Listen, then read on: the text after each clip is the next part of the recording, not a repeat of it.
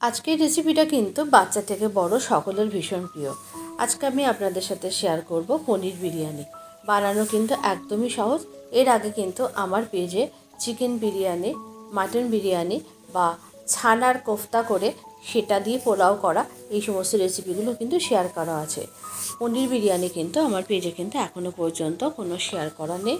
আজকে আপনাদের সাথে সেই রেসিপিটাই শেয়ার করব। একদম সহজ পদ্ধতিতে আপনাদেরকে সেটা করে দেখাবো। এবং কোনো কিছু বাড়িতে যদি না থাকে আপনারা কিন্তু শুধুমাত্র এই পনির বিরিয়ানি করেও কিন্তু ডিনার বা লাঞ্চে অতিথিকে কিন্তু আপ্যায়ন করতে পারেন। আর চলুন আজকে দেখে নিই আজকে এই রেসিপিটা আমি কীভাবে বানাচ্ছি। প্রথমে আমি মশলাগুলোকে রেডি করে নেবো। এখানে বেশ কিছুটা পরিমাণ আলু এবং টমেটো নিয়ে নিয়েছি আর পেঁয়াজ নিয়ে নিয়েছি। আজকে আমি পরপর দুটো রেসিপি বানিয়েছিলাম। আমি বানিয়েছিলাম আজকে ডিমের কোফতা কারি, সেই রেসিপিটা অলরেডি পেজে আপলোড করা হয়ে গেছে। আর আজকে বানাবো পনির বিরিয়ানি, যার জন্য আমি মশলাটা কিন্তু একসাথে অনেকটা করে নিয়েছি। দুটো রেসিপির মশলা একসাথে করেছি। প্রথমে আমি কিন্তু আলুগুলোকে টুকরো করে কেটে নিয়েছি আর কিছুটা পরিমাণ পেঁয়াজ কিন্তু আমি মিহি চপ করে নিয়েছি। আর এদিকে আদা রসুন আর কাঁচা লঙ্কা একটু পেস্ট করে নিয়েছি। আর তারপরে কিছুটা পরিমাণ পেঁয়াজ আমি ভালো করে পেস্ট করে নিয়েছি। এরপরে আমি একটা বিরিয়ানি মশলা তৈরি করব। তার জন্য জায়ফল, জয়িত্রী, বড় এলাচ, ছোটো এলাচ, গোলমরিচ, শাহি জিরা, শাহি মরিচ, আমাদের নর্মাল জিরা আর ধনে, আর নিয়েছি ছোটো এলাচ। এইগুলো সমস্ত নিয়ে নিয়েছি। আর নিয়েছি কিছুটা পরিমাণ গোলাপের পাপড়ি আর নিয়েছি শুকনো লঙ্কা, তেজপাতা। এইগুলোকে কিন্তু আমি খুব ভালো করে একটা ফ্রাই প্যানের মধ্যে দিয়ে একটুখানি কিন্তু এটাকে একটু কড়াই নেড়ে চেড়ে নেবো, মানে একটু জাস্ট গরম করে নেবো। আর তেজপাতাগুলো একটু অসুবিধা হচ্ছিলো ভাজতে, তাই তেজপাতাগুলোকে কিন্তু একটু কেটে নিয়েছি, হালকা করে একটু রোস্ট করে নিয়েছি। এবার এটাকে কিন্তু একটা মিক্সির জারের মধ্যে দিয়ে দিয়েছি, একদম মিহি ডাস্ট করে নেবো। আর এরপরে এর মধ্যে দিয়ে দিয়েছি কিন্তু জায়ফলটা। আপনারা তো জানেন জায়ফল কখনো গরমের মধ্যে দিতে নেই। খুব ভালো করে মিহি ডাস্ট করে নিয়েছি। এরপরে আমি টমেটোগুলোকেও কিন্তু পেস্ট করে নিয়েছি। সমস্ত কিছু পেস্ট করা রেডি হয়ে গেছে। এরপরে আমি একটা বোলের মধ্যে 1 চামচ গুঁড়ো দুধ নিয়েছি আর ঈষৎ উষ্ণ গরম জল দিয়ে কিন্তু দুধটাকে গুলে নিয়ে আমি একটুখানি কেশর এর মধ্যে কিন্তু গুলে রেখেছি। এই জাফরানটা কিন্তু পরে আমি বিরিয়ানির মধ্যে দেব। গুঁড়ো দুধ দিয়ে গুলেছি, তার কারণ ঘরের লিকুইড দুধটা ছিল না। আর এরপরে কিন্তু পনিরগুলোকে কেটে নিয়েছি। পনিরগুলো আমি বড় বড় টুকরো করে কেটেছি। আপনারা যতটা বিরিয়ানি বানাবেন সেই হিসাবে আপনারা পনিরটা নেবেন। আমি এখানে আজকে 3 জনের মতো বানিয়েছি, তো আমি এখানে 400 গ্রাম পনির নিয়েছি।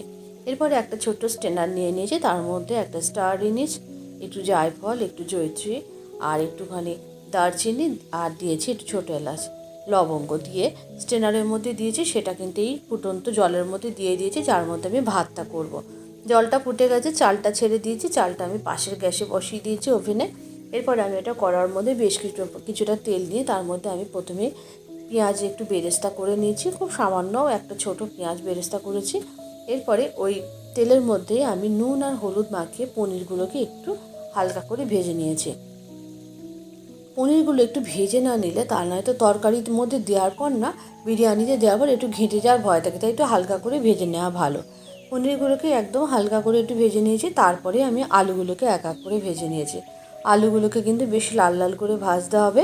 আর এখানে আমি আলুগুলোকে কিন্তু একটু ছোটো সাইজ করে কেটেছি, যাতে কিন্তু চটজলদি সিদ্ধ হয়। কেননা চিকেন বা মাটন হলে কিন্তু আলুটা সিদ্ধ হয়ে যায়, যেহেতু পনির বিরিয়ানি আলুটা সিদ্ধ হতে সময় লাগবে, এই জন্য আলুটা একটু ছোটো করে কেটেছি। আর পাশে কিন্তু চালটা বসানো ছিল ভাতটা কিন্তু অলরেডি হয়ে গেছে। আমি একটা স্ট্রেনারের মধ্যে দিয়ে ভাতটা ছেঁকে নিয়েছি। পরে আমি যে কড়ার মধ্যে বিরিয়ানি করব সেটা বসিয়ে দিয়েছি, তার মধ্যে অল্প একটু রিফাইন্ড অয়েল দিয়েছি। দেওয়ার পর প্রথমে অল্প একটু কুচানো পেঁয়াজ আমি ভেজে নিয়েছি, তারপরে পেঁয়াজ বাটা দিয়েছি। এরপরে আদা রসুন আর লঙ্কা পেস্ট দিয়েছি, দিয়ে ভালো করে অল্প একটু লবণ দিয়ে ভেজে নিয়েছি। তারপরে দিয়ে দিয়েছি ভেজে রাখা আলুগুলো প্রথম থেকেই দিয়ে দিয়েছি এবং তারপরে দিয়েছি টমেটো পেস্টটা দিয়ে খুব ভালো করে আলুর সাথে সমস্ত মশলা ভালো করে কষিয়ে নিতে হবে। এরপরে কিন্তু দিয়ে দিয়েছি ফেটিয়ে রাখা টক দইটা দিয়ে ভালো করে একটু কষিয়ে নিয়ে তারপরে এর মধ্যে যে বিরিয়ানির জন্য মশলাটা তৈরি করে নিয়েছি সেই মশলাটা দিয়ে দিয়েছি। এইটা কিন্তু বিরিয়ানি মশলা, এটা কিন্তু আপনারা বানিয়ে কিন্তু অনেক দিন পর্যন্ত স্টোর করে রাখতে পারেন। পোলাও, বিরিয়ানি যে কোনো কিছুতে কিন্তু এই মশলাটা দিলে, বা আপনারা যদি চিকেন চাপ তৈরি করেন, মাটন চাপ, তার মধ্যে কিন্তু দেবেন, খুব ভালো ফ্লেভার আসবে। এরপরেই দিয়ে দিয়েছি অল্প একটুখানি কেওড়া জল আর অল্প একটুখানি গোলাপ জল। দেওয়ার পরেই আমি এর মধ্যে দিয়ে দিয়েছি বেশ কিছুটা পরিমাণ গরম জল। দিয়ে এরপর ঢাকনা চাপা দিয়ে প্রথমে আলুগুলোকে একটু ভালো করে সিদ্ধ করে নেব। আলুগুলো যখন সিদ্ধ হয়ে এসছে তখন এর মধ্যে দিয়ে দিয়েছে কিন্তু স্বাদ অনুযায়ী চিনি, অবশ্যই চিনি দেবেন। আর এরপরে দিয়ে দিয়েছে ভেজে রাখা পনিরগুলোকে দিয়ে আসলে খুব বেশিক্ষণ রাখা যাবে না, যার ফলে কিন্তু পনিরটা একটু শেষের দিকে দিয়েছে আলুটা যখন সিদ্ধ হয়ে গেছে। আলু এবং পনির বেশ ভালো করে ফুটে এসেছে, যখন মানে গ্রেভিটা একটু ঘন হয়ে এসে তখন আমি ভাতটা দিয়ে দিয়েছি। ভাতটা কিন্তু আমি পুরোপুরি 95% করে নিয়েছি, মানে ভাতটা পুরো রেডি, বেশিক্ষণ খুব রাখা মানে দরকার নেই, সেই রকম করে ভাতটা করে নিয়েছে। আর এরপরে ভাতটা দিয়ে দেওয়ার পর এর ওপর দিয়ে দিয়েছি যে জাফরানটা আমি দুধের মধ্যে গুলে রেখেছিলাম সেটা, আর ওপর থেকে ছড়িয়ে দিয়েছি বেশ কিছুটা পরিমাণ পেঁয়াজের বেরেস্তা। এরপরে আর কিছুই না, অল্প একটু মিঠা আতর দিয়ে দিয়েছি, একটু ঘি দিয়ে দিয়েছি। দিয়ে এটা বিরিয়ানিটাকে একদম দমে বসিয়ে রেখেছিলাম প্রায় আধ ঘন্টা মতো। বিরিয়ানিটা একবারেই রেডি হয়ে যাবে, তাহলে এর মধ্যে একদম ঝরঝরে হয়ে যাবে। একটু জলের আন্দাজটা মাপ যোগ করে দেবেন, তাহলে কিন্তু বিরিয়ানিটা রান্না করা খুবই সহজ হবে। বিরিয়ানিটা কিন্তু একদম রেডি হয়ে গেছে, দেখুন বিরিয়ানিটা কতটা ঝরঝরে হয়েছে। এরপরে আমি আরও একটু 10 মিনিট মতো এটাকে দমে রেখে দিয়েছিলাম গ্যাসের ফ্লেমটা বন্ধ করে। আর বিরিয়ানিটা কিন্তু একদম রেডি। এরপরে বিরিয়ানিটাকে আমি একটা প্লেটের মধ্যে সার্ভ করে নিয়েছি। আজকে বিরিয়ানির সাথে কিন্তু আমি দিয়েছিলাম ডিমের কোফতাকারি। ডিমের কোফতাকারির রেসিপিটা অলরেডি পেজে দেওয়া আছে। আর দিয়ে দিয়েছিলাম একটু শশার রায়তা। যদি ডিমের কোফতাকারি বা কোনো কিছু নাও থাকে, শুধু বিরিয়ানির সাথে কিন্তু একটু রায়তা হলেই কিন্তু হয়ে যায়।